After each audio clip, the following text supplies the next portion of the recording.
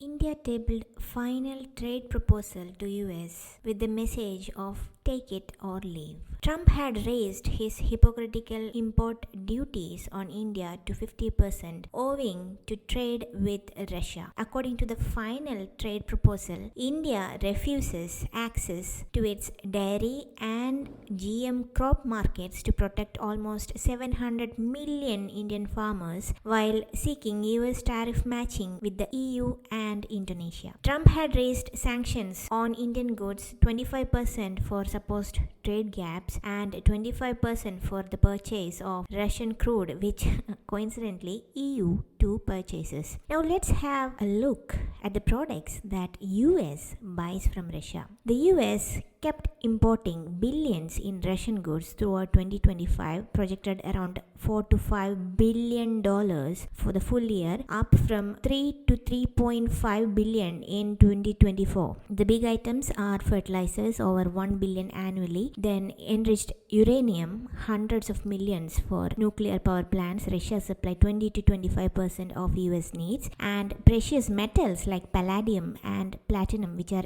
essential for converters and car industry. These aren't banned because alternatives are limited or costly and would spike domestic prices in US. And Indian ministers like Jaishankar have repeatedly called out the US hypocrisy and has asked why punish only India for pragmatic energy buys while US does the same for its so-called critical commodities. It is a classic Western hypocrisy. When the US does it, it is often spun as necessary pragmatism to avoid economic pain at home. When India or other countries do it, it is labeled as war profiteering. What I want to remind Americans is that the rest of the world, especially Indians, are not fools, and none is buying your hypocritical excuses for buying the same Russian products that India and others also buy. When Indians buy it, yeah, let's punish them. When EU and US buys it, no,